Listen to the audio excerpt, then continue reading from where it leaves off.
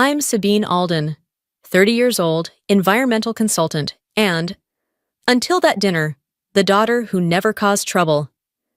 That Sunday night, I showed up to family dinner with a bottle of red and a polite smile, prepared to sit through another hour of lukewarm roast and recycled small talk. What I didn't expect was for my father to lean back, carve into his steak, and casually announce, "Tessa will be moving into your apartment next weekend." Not ask, not suggest, just declare. I almost laughed, almost. But then I looked across the table and saw my mother already checking her calendar. And my sister, oh, my sister, was sipping her wine like this had all been worked out days ago. That's when I knew. They weren't waiting for my opinion. The apartment I had spent 5 years saving for, the space that had become my sanctuary, my proof that I'd carved a life out of nothing, they'd just handed it to someone else. They thought I'd nod, like always. They thought I'd swallow my objections, like always. They thought wrong. This time, I had a plan of my own, and it started with letting a stranger open the door. When people talk about family, they rarely mention the quiet architecture of favoritism. How it's not always grand gestures, but the small, relentless ones, the subtle erasures, the silent assumptions that do the damage. I was the middle child in a family that swore they didn't play favorites, but everyone knew better. Tessa, my younger sister by 4 years, was the golden one. Bright, bubbly, effortlessly adored. Her college painting shows were funded by my parents, her failed ventures chalked up to life experience, and her messes, always someone else's to clean up. Meanwhile, I worked 3 jobs to put myself through college and drove the same dented Toyota Corolla for nearly a decade. They said I was so independent, like it was a compliment. What they meant was, "You don't need us, so we won't show up." The apartment in the Pearl District was more than an address. It was years of missed birthdays, skipped vacations, and Sunday nights tutoring high schoolers in algebra while my friends went out. I signed the lease 2 years ago, and every time I walked through that front door, it felt like a quiet victory. Brick walls, sunlit floors, a space that finally belonged to me, not because it was given, but because it was earned. Tessa, on the other hand, treated stability like a pit stop. After every breakup, she'd show up at our parents' place with tear-streaked cheeks and an overstuffed duffel, and they'd hand her the keys to a car, a guest room, a new beginning, again and again. Once I needed emergency housing after a pipe burst in my first apartment. Tessa told me her guest room was off-limits because it was being used for art storage. My parents suggested I figure it out. That was the pattern. Sabine the solver, Tessa the saved. Lately, though, something had shifted. After years of therapy and self-work, I'd stopped confusing peacekeeping with self-respect. I'd started saying no, softly at first, then with more clarity. When I declined to host Thanksgiving last year, my mother made a comment about how strange it was that I wouldn't uphold family traditions. But I did it anyway. I was learning how to breathe without asking permission. Still, I kept the monthly dinners. They were my last olive branch, 90 minutes of conversation and eye contact, just enough to avoid being labeled the ungrateful one. And they usually ended with my quiet retreat back to my own world. But this dinner? It was different. This dinner would break the pattern. The Sunday it all happened, I arrived 10 minutes late on purpose. It was a small rebellion, barely noticeable to anyone but me. My mother still greeted me with a stiff hug and a pointed glance at the clock. My father launched straight into commentary about Portland traffic, as if I'd been gone for months, not just running late by design. Tessa was already there, lounging on the couch like she owned the place, legs draped over the armrest, wearing boots that probably cost more than my month's rent. She waved without getting up, wine glass in hand, phone in the other.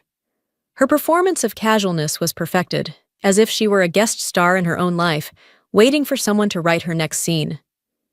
Dinner began like every other. My father monopolizing conversation with politics and market trends, my mother fishing for updates, but mostly wanting to talk about the neighbor's remodeling plans. I offered my usual sanitized report on work, keeping it bland enough to avoid criticism, but not so bland they'd accuse me of withholding. I was midway through describing a wetlands restoration project when my father cleared his throat. the signal that someone was about to drop a bomb. "Tessa has some news," he announced, glancing at her like a proud MC introducing a headline act. She looked up from her phone and gave a perfectly timed sigh. "Jason and I broke up." Jason. Right. The crypto bro with opinions about everything and empathy for nothing. I'd met him once.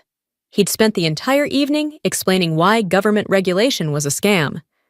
Apparently, the lease was still in his name, and he was insisting she keep paying, even though she was moving out. "It's just not fair," Tessa added, her voice laced with performative exhaustion. My mother reached over to squeeze her hand. "She shouldn't have to go through this on top of heartbreak." I nodded, mostly to keep things moving, but then came the twist. "So," my father said, slicing into his steak with the precision of a judge delivering a verdict, "we've figured it out. Tessa will move into your place for now." He didn't look at me. No one did. My mother was already planning aloud. "You work late anyway, and there's that spare room. We can move her stuff next Saturday." The steak turned to sand in my mouth. "I actually use that room," I said evenly, choosing each word with care. "It's my office." "You can work at the kitchen table," Tessa said with a laugh, waving her hand like she was solving a crossword. My dad leaned back. "It's just temporary. Family helps family." Ah, that phrase. The ultimate hammer. Family helps family. Unless you need help, unless you're the one asking. I watched them plan the dismantling of my sanctuary like it was a group vacation. They didn't even ask if I'd be home next weekend. They just assumed I'd be available and agreeable. That tightness in my chest returned, the one I knew too well, the one that came every time I was expected to bend. "I'll need to check my lease about long-term guests," I said, smiling like it didn't cost me something. My mother waved her hand. "That's just a formality." Of course it was, to them, but not to me. I helped clear the dishes in silence, but my mind was already moving. For the first time, I wasn't rehearsing how to explain myself. I was planning a way out, and this time I wasn't going to ask permission. That night, I didn't cry. I didn't rage. I didn't call a friend to vent. I made tea, turned on the lamp beside my reading chair, and opened my lease. Page 12.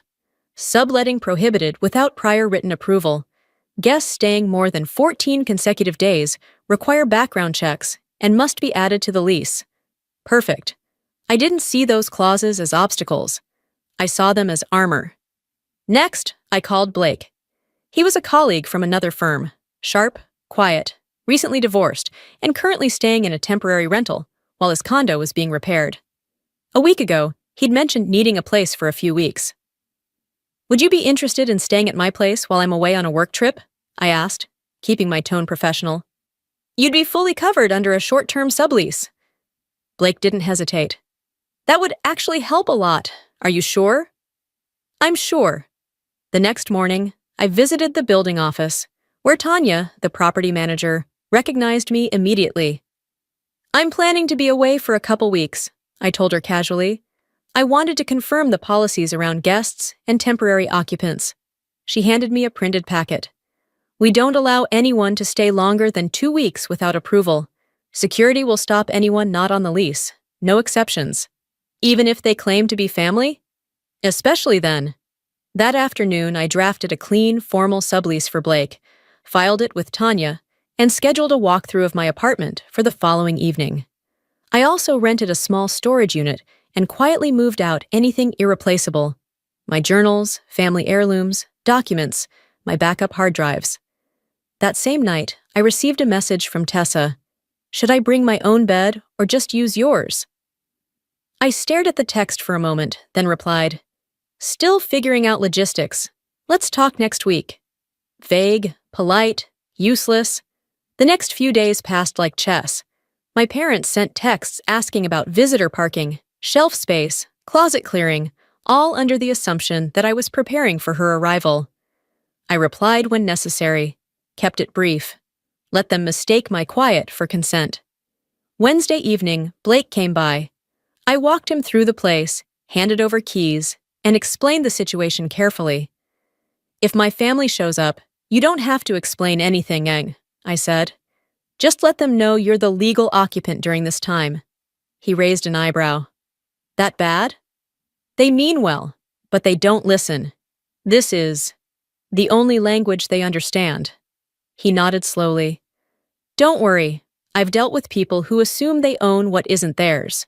Friday morning, I bought a weekend ticket to a quiet hotel on the coast and requested remote work access through my job. Personal reasons, minimal details. By Friday night, I'd installed a security camera facing my front door. I gave Blake the access code and emailed the building office my travel schedule. Everything was logged, filed, approved. Saturday, I packed my suitcase, turned off family notifications on my phone, and took one last slow walk through the apartment. I paused in the office, where my diploma hung next to a framed map of the wetlands I'd helped protect. They thought that room didn't matter. They had no idea. As I locked the door and stepped into the elevator, I felt something I hadn't in years. Not fear, not guilt, control. Sunday morning dawned crisp and clear, a perfect fall day in the Pacific Northwest. I woke in my quiet hotel room 30 minutes from home and checked my phone. 12 missed calls, 5 from my mother, 3 from my father, 4 from Tessa. The last text, timestamped 10:45 a.m. Read, "We're almost there. Don't make this difficult." At exactly 11:03 a.m. My security app pinged. Motion detected. I opened the feed and watched it happen in real time. There they were, my parents and Tessa, standing outside my apartment door. My father knocked with growing force. My mother rang the bell again and again. Tessa stood behind them, talking on her phone, gesturing with increasing frustration.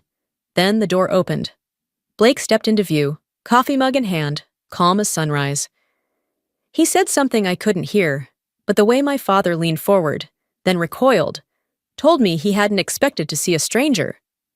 My mother froze, one hand pressed to her chest. Tessa's expression collapsed into disbelief. Moments later, a security officer appeared, arms folded, clearly explaining protocol. My father pulled out his phone, likely trying to escalate things to building management. It didn't work. They were escorted to the elevator without setting foot inside. My phone exploded immediately after. My father's voicemail. "This is unacceptable. That man is not authorized. We'll be contacting your landlord." My mother's. "Sabine, how could you humiliate us like this? Your sister is heartbroken. She has nowhere to go." Tessa's message was pure fury. "You're a monster. You didn't even tell me. You blindsided us. I hope you're proud of yourself." I turned the volume down and ordered room service. Later, Blake called. "They tried everything," he said, almost amused. "Your dad claimed I forged the paperwork. Security reminded him that's a criminal accusation. He shut up after that." I thanked him again. "Are you still okay staying there?" "Absolutely. They can pound on the door all they want. It's locked." By evening, the text shifted from anger to emotional bait. A photo of Tessa sitting on our parents' couch, surrounded by boxes. "This is what your stubbornness has done," my mother wrote. I didn't reply. Instead, I forwarded the more unhinged messages to my friend June, a paralegal who had agreed to keep a record, just in case things got ugly. "They're spiraling," she texted back, "which means it's working. Hold your ground." That night, I muted every thread except work and Blake. The rest could wait. I lay in bed, not shaking, not crying, just breathing. For the first time in a long time, I didn't feel like someone's daughter or sister or fallback plan. I felt like myself. Monday came with silence. Not peace, just the kind of silence that suggests regrouping. My phone barely lit up until noon, when my father sent a text. "Rachel's furniture is sitting in a rented moving truck. It's costing us daily fees. What do you suggest we do with it?" Not "can we talk?" Not "we made a mistake." Just logistics. I didn't answer. By 3 p.m., a voicemail from my mother arrived, more composed this time. "Tessa could just stay for 2 weeks. We can pay you rent, if that's what this is about. Family helps family." That phrase again, as if this were about money, as if I had placed a price on my boundaries. I sat in a cafe near the coast, watching the ocean churn against the rocks, and realized something deeply unsettling. My family truly didn't understand what they had done. Not out of malice, but out of entitlement so deep they couldn't see past it. That evening, a text came from the unlikeliest source. My brother Dylan. Mom and Dad are freaking out. Tessa's been whining all day. I don't know exactly what went down, but respect. Whatever you did, damn. It was the first message from any family member that didn't try to guilt me. It made me exhale, just a little. Tuesday morning, building management emailed me a note. Your father attempted to dispute the legality of the sublease. We confirmed all documentation is valid and properly filed. No further action required. They had tried every door, every trick, every guilt trip, and it hadn't worked. That night, I began researching family therapists in our area. Not for now, but maybe for later. For when the dust settled. For if any of them ever wanted to rebuild something real. By Wednesday, their efforts softened. My grandmother called. A sweet woman, but always deployed when emotional manipulation needed reinforcements. Tessa's had a hard time lately, honey. She just needed a little support. I know you're strong, but sometimes the strong ones forget how to be soft. I didn't call back. I couldn't. I wouldn't. Thursday brought another message from my dad, this time less aggressive, more transactional. We're looking at apartment listings for Tessa. Let us know when you're ready to discuss what happened. It wasn't an apology, but it was a pivot. Friday morning, I replied, I'm glad you're helping Tessa look for a place. I'll be back in town tomorrow and willing to meet Saturday afternoon. No explanation, no apology, just clarity. I returned to my apartment late that night. Blake had tidied everything, left a thank you note, and a spare key on the counter. The place smelled like lavender and clean sheets. Home. I took a long shower, made tea, and sat at my desk. The desk they thought I could just replace with a kitchen table. Tomorrow would be uncomfortable, but it wouldn't undo what I had built, because now they would be meeting a different version of me. One they didn't get to define. We met at a quiet coffee shop that Saturday. A neutral space, no memories, no furniture anyone could claim. I arrived early, settled into a corner table, and waited. My parents came in first, composed but cautious. Tessa followed, quieter than usual, her face unreadable. My father began, I think you owe us an explanation for what happened last weekend. I kept my tone calm. Actually, we need to talk about why you made decisions about my apartment without involving me at all. That stopped them. They deflected, like they always had. It was temporary. You're always so generous. We thought you'd understand. But I'd heard it all before. This time, I didn't excuse it. I asked plainly, would you have done the same if it were Dylan's apartment? The silence was heavy. Tessa finally broke it. I didn't know they hadn't talked to you, she said. They told me you were fine with it. I thought I was walking into something agreed on. She looked right at me. I'm sorry, Sabine, that wasn't okay. I nodded. Thank you for saying that. We talked, not to fix everything, but to start unpacking it. I told them what I needed, to be treated like an adult, not a backup plan, that my boundaries weren't optional, that I wouldn't keep pretending silence meant agreement. Before we left, my mother reached out, not to hug me, just a hand placed beside mine on the table. We didn't mean to push you out, she said. We'll try to do better. I believed her, maybe not completely, but enough. That night, I returned to my apartment. Same walls, same light, same couch, but everything felt changed, because I had changed. And in that stillness, I knew something for certain. This space wasn't just where I lived.